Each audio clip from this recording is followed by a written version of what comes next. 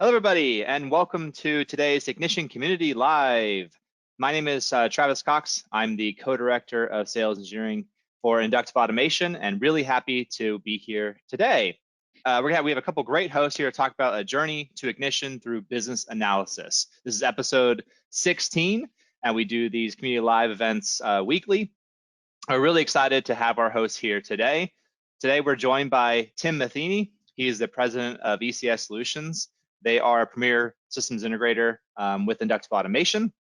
And we're also very happy to have Brad Logston on here. He's a business analyst at Swedish Match. So guys, I'm really excited to see and to hear your presentation here today. I'll send it over to you. Take it off. Good morning. Yes, this is Brad Logston, and basically our topic today is looking at how we at Swedish Match arrived to the Ignition platform. This was to help solve real business needs, and this is how our IT department helped drive this investment at our Owensboro Factory. The world has changed quite a bit over the last several years, but I just kind of wanted to give a background of where we were at Swedish Match in 2016 when we started this process. If you don't know, Swedish Match is a company. We develop and manufacture and sell products with brands in the snus and moist snuff, other tobacco products, cigars and chewing tobacco, and lights like matches, lighters. Our Owensboro facility produced snuff production in various form factors, loose leaf, and plug chewing tobacco. And this is the area that we were focused on when we started this project. Our Owensboro facility had been open since 1973.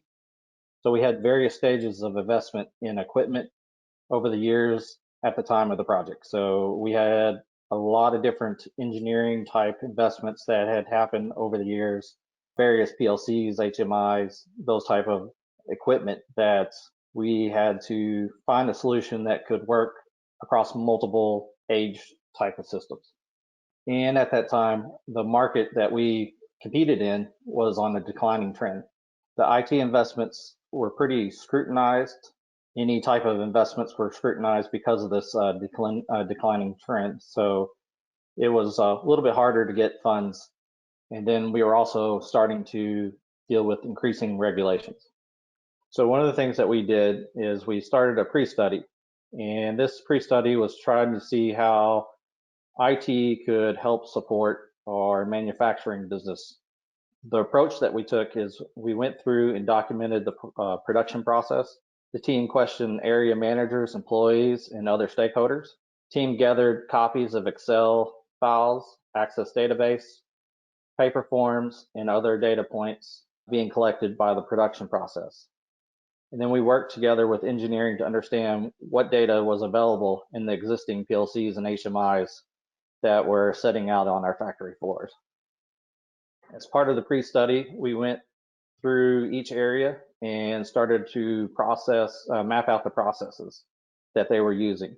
So this is an example of one of the areas that we had mapped out. During that time, each area manager, we asked them, what are their issues they're currently having and what issues do you see in the future? During that time, we started documenting data sources. We gathered over 32 forms that the employees were filling out paperwork. These were different checks that production operators were doing, whether they be weights, quality checks, just making sure that the correct labels were on our product.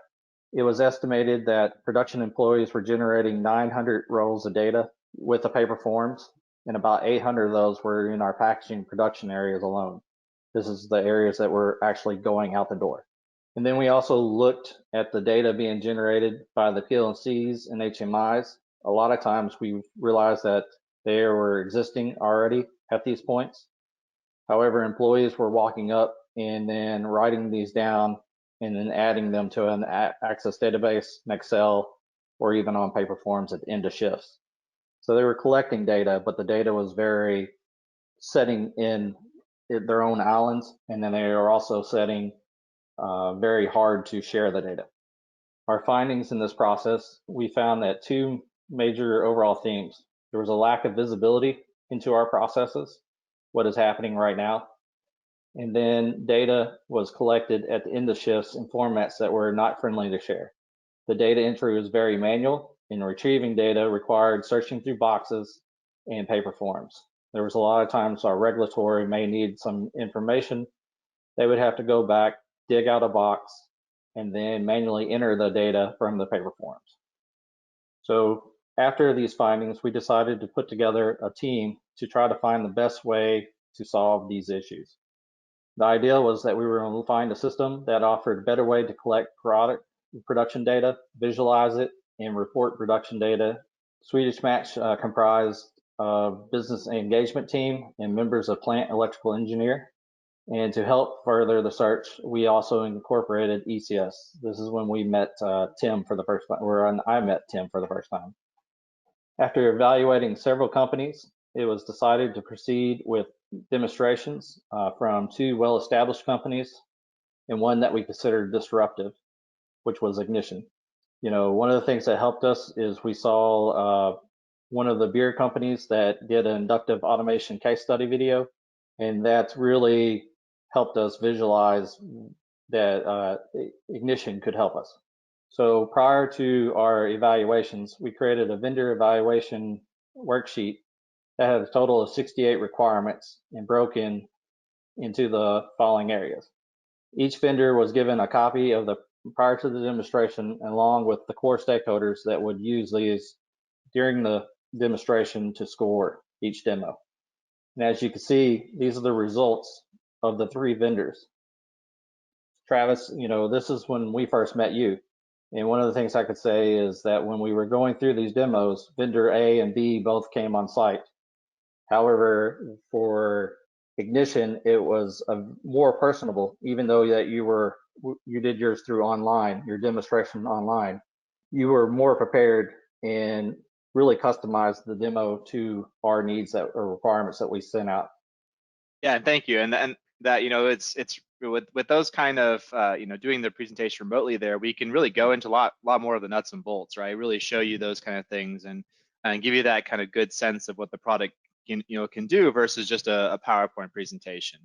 Yeah, and whenever there were questions, you didn't dive in and say, we'll have to get back with you like the other vendors. You just moved on with your live demo and went to the different areas and said, well, this is one way that you could solve it, and showed, you know, something with the demo, that live demo environment that was already created. So that was definitely a much more personal touch, even though the other vendors were on site and you were remotely sharing.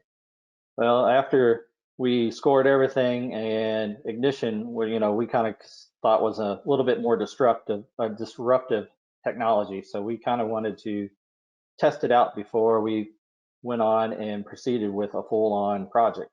And one of the things that, of course, you guys offer is the free trial version of the software. So we created a proof of concept. The proof of concept was very simplified. It was just how many cases were being produced, was the case packer on for each one of our production lines, and it was all on one screen. I think we had about 8, maybe 1 or 2 days worth of development into this proof of concept. One of the funny stories is after the 30-day trial, or after the trial ended, we were getting a knock on our door because it quit working. And Tim reached out to inductive automation. We got it extended. And then as we started our project and got approval, we have to extend it one more time because we went past that date and they were knocking on our door again. It was data that, you know, they felt like they had to have, which was data that they didn't have at the time. So going into the project funding, one of the things that we had was our vice president over the Owensboro operations was going to be in town for the grand opening of an R&D building that we were recently opening. And during that time, the team felt like it was time to give a status update because it would be better to do it in person versus a conference call online. So in that presentation, the vice president was presented with the demo of the proof of concept. He was showing the papers of all the forms that were being collected. And, At the time, we felt like we were still working on a business case. And to the surprise, after that very quick demonstration, the feedback from the vice president was, get something to me to sign because I could see there's value. It was quickly realized that there was value in a system like this. One of the things that we did was a phased approach as part of our recommendation. How do we deliver value in what part? How do we deliver this over time? And part of that vision was this phased approach that we would start with phase one with our monitor and packing lines, since this is where they were needing the most visibility. And then continuing on to more of the process and eventually to our track and trace. One of the things that we wanted to work on as well was giving that IT/OT support and giving some vision to how that would work between what was engineering's responsibilities and what were IT's responsibilities. So as you can see, the infrastructure and support of creating BI reports and any copy database for regulatory compliance was going to be part of Group IT's support. And then engineering was on the application functionality and the dashboard reports. So more of the real-time reports. Brad, if I could interject here, I think for the benefit of our listeners, in Swedish Match, engineering is a manufacturing or direct production level function. That's what's a plant engineering, with IT being more of a corporate service. Is that correct? So it's Yes. not, this is a plant engineering directly responsible for the automation on the floor. Yes, that is correct. So part of this is, once we got approval for the funds, we started to work with ECS, and we wanted to give some vision for the implementation for that phase one. And part of that was we created a 68-page requirements specification document to help with the vision and the scope. The document outlined management summary, introduction to the project, basic description of our company, the project scope, functions and activities, requirements, and then we added an appendix as well, just for supporting documents. One of the things that was really fun with this project, and I think part of the reason why Tim wanted to include us for this type of presentation was, we created this document that kind of really helped give direction for his team. It allowed them to really focus in on the development without having to go through and understand exactly what was wanted by the stakeholders. We had worked hand in hand with the stakeholders to help with this. One of the things that we had created was example of our concept of a dashboard. So as we started through the process, we kind of wanted to know what type of information did we want to show, and how would that work, and how can we use that across multiple production lines with production factors, form factors. So we got a basic high level concept. Then I took a bunch of screenshots and mocked them up and yes, go ahead. If I just want to add a little bit to what you said on the last slide, directly to those on the line who may be end user customers. Listen here to how much work that Group IT did on behalf of Swedish Match to define needs and determine what would be most useful to their operations. And ECS performs that function in a lot of jobs, but in Group IT with their process mapping and everything that they did really set themselves up to be very on top of what their needs. And I would say to any of you end user customers, you'll cut into my billable hours by doing that, but you'll get a better system if you do that kind of work yourself or in consultation with your integrator instead of just dumping it on your integrator. Yes, and I think that was one of the things that we were able to do with a mock-up like this. And we took this mock-up. There's just a bunch of screenshots that I had taken together. I placed them into PowerPoint presentation and just kind of mocked them up. I sent them to our developers at ECS. You know, hey, I'd like to see something similar to this. How do you envision that? And, you know, from this mock-up, we got a delivered dashboard that looks like this. And these are the ones that we use daily out on our production lines, and these are all in real time. One of the things that we found very useful is the fact that, you know, our directive was to implement it as software. We weren't looking to implement a lot of investment into our infrastructure. All this data was available in our HMIs and PLC. We just unlocked it by connecting Ignition to it. One of the things that we were able to do as well that, you know, I think we use this pretty heavily is we had a lot of quality type forms that we mocked up and created that we now collect in Ignition. We have PCs that are on looking like IV stands. It's a monitor, a keyboard that we roll around and have them out in key production areas where they were previously doing paper forms. And with this, they now go from the paper forms, like a mock-up like this, to creating our quality checks in a form like this. And one of the things that ECS was able to do with this is the fact that we knew exactly, you know, if you select what location you're at, it knows exactly what we are running based off of the PLCs.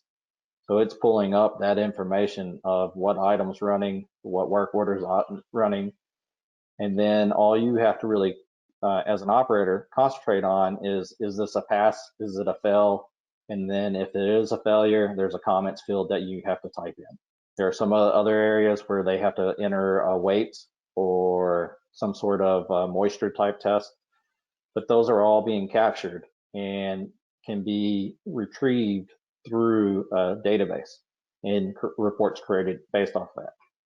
So at a very high level, we had some feedback from our delivered project. When we first rolled out those electronic forms, you know, there was concern on how these operators were going to react to having to use digital versus paper forms.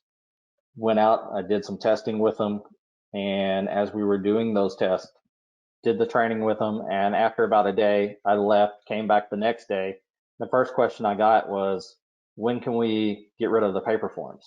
And that was the correct question, I felt like.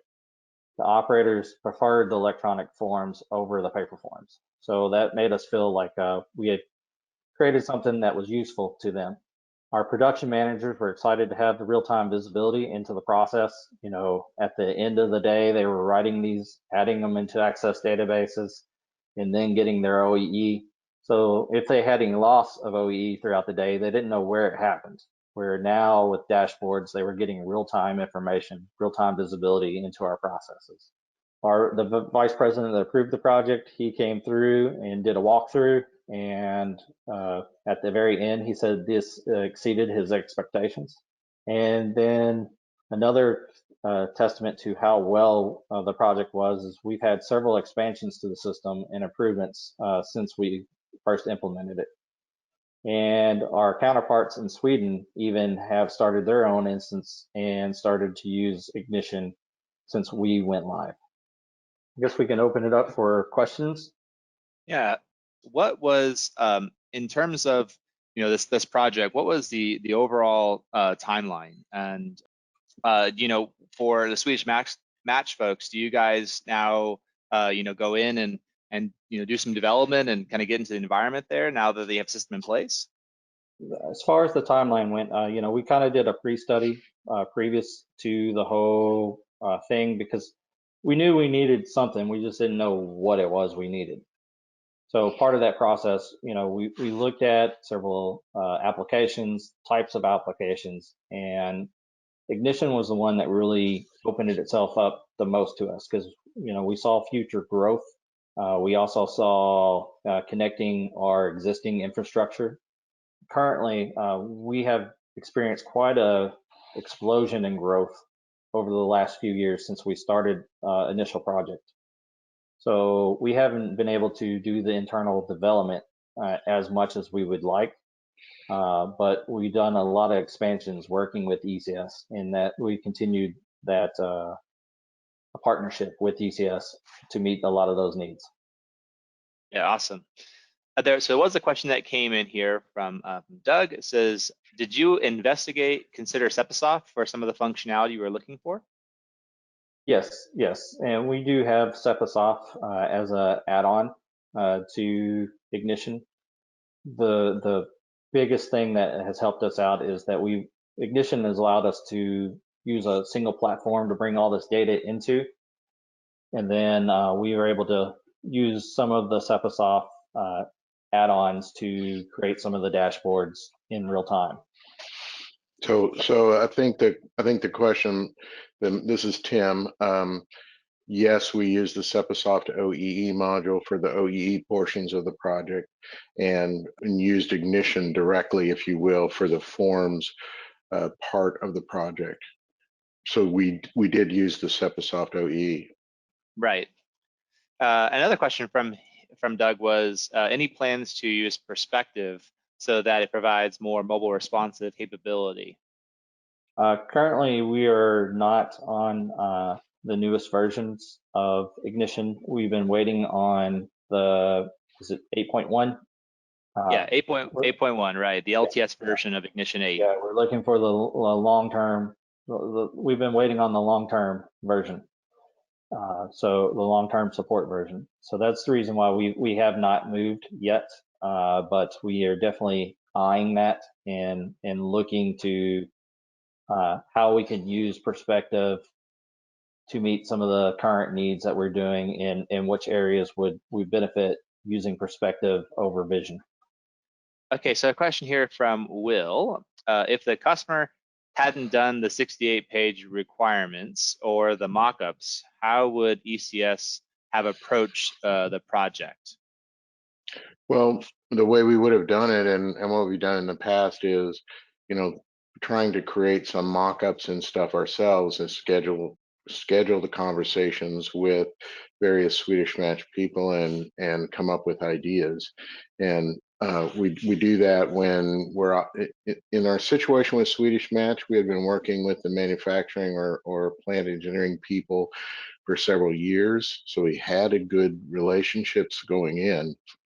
When clients go out and ask for just bids, then we throw together some of our best ideas without really knowing how well it's going to fit with the end customer's needs. It's a very difficult situation. Here in this case, we relied on the work that the group IT did, the business analysts, but we would have tried to mimic that as best as we could. Developing a good functional spec is part of our regular methodologies. Yeah, and part of the work we did was a journey with our supervisors as well. When we first started this, we had the mock-up dashboard, the proof of concept that was very basic. And so when I reached out to the production manager and asked, hey, what do you need? She said that this is perfect, this proof of concept dashboard. And this is something that we threw together very quickly. So that's when I started to create the PowerPoint mock-ups. And I had about 5 or 6 versions. And I walked through with them, hey, what type of data are you looking for? Here's examples that we can probably work with.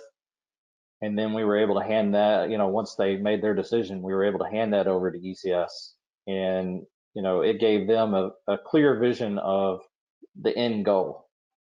I think too, it's important to understand 68 pages is a lot of stuff, but it didn't mean that Swedish Match disallowed the ECS development team to have any creativity.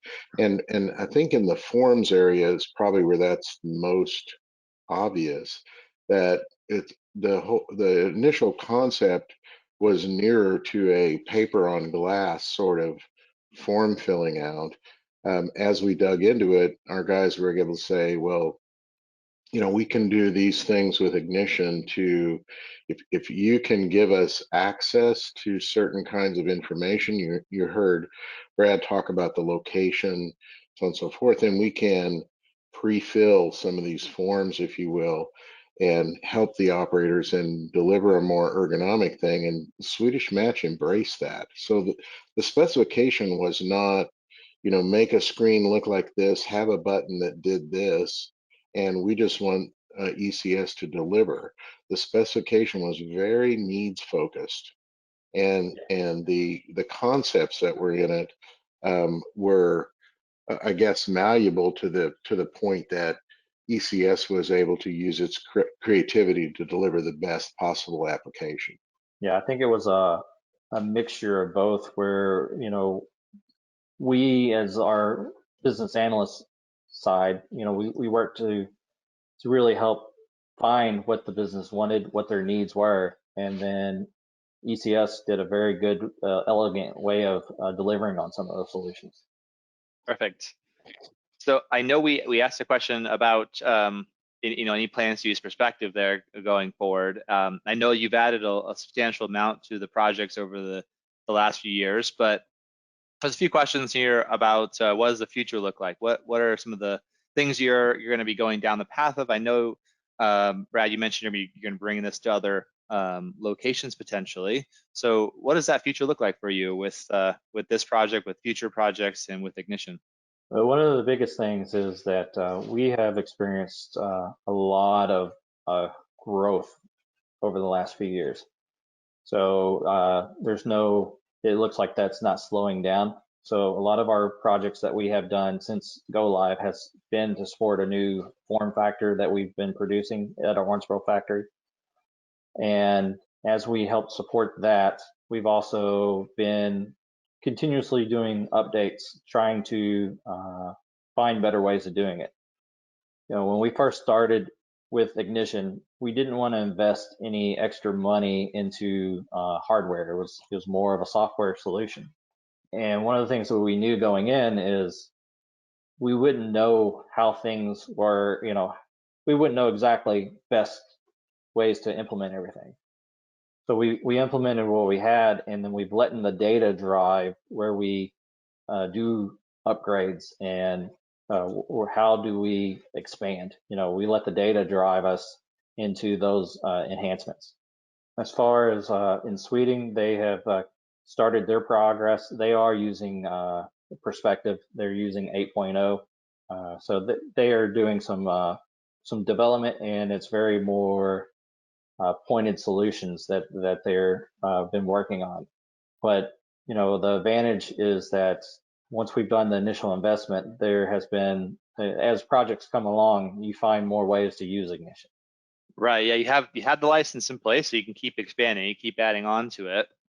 Yes. There were some questions in here. I know you talked about using set of software, the OE, and you've done quite a bit here. How can you get a sense of how big the system is in terms of number of devices you're talking to, or tags, or clients you have that you have? I know you started out at a certain point, but you've been adding on to it. What does it look like here today? I can answer that. This is Mark. On a typical day shift, we drop off connections somewhat on the second and third shifts, but on a typical day shift, we have between 100 and 150 devices connected in terms of client sessions. We're probably running 50,000 tags at any given time. Okay, great. So those were all the questions we have so far in here. Tim or Brad, any final comments here on anything you've gone over, or anything you'd like to provide to the audience here today? Well, this is Tim. I would just emphasize again that I think Swedish Match saw a high amount of total value, but also very immediate value because of the background work that the Group IT did in the business analyst part of Group IT to really understand their own processes, how they worked, what the needs were, what the regulatory needs were, that were coming and how we could best prepare Swedish Match to address these things. The effort that they put in paid off in the value of the system that they received. And as good as I like to think ECS is, Swedish Match Group IT made us better on this project. Yeah, and, one of the biggest takebacks from this is that, the problem we were trying to solve was visibility into our production process and data collection. That was our initial thing. Since then, we have expanded into quality. We've expanded into several other areas, even some of our process areas. The initial piece was to solve that initial issue of that visibility. And we were able to do that pretty successfully. As mentioned, we kind of let the data drive where we continue to do development and process improvements in the application once we got started. Great. Well, there weren't any other additional questions that came in here, guys. So really appreciate your time here today, and especially Brad. Thank you for sharing that journey and the project you did and the value they received out of this. We love hearing those kind of stories. And thank you, Tim, as well, for being here and being a valued partner with all this, and looking forward to the future with both of you guys. Well, you're very welcome, Travis. I hope this was helpful to everyone. Perfect. Well, thank you everybody for attending here today on the Community Live, and look to that schedule to see the next events that are happening with Community Live, and we'll see you next time. Thank you all. Have a good rest of your day.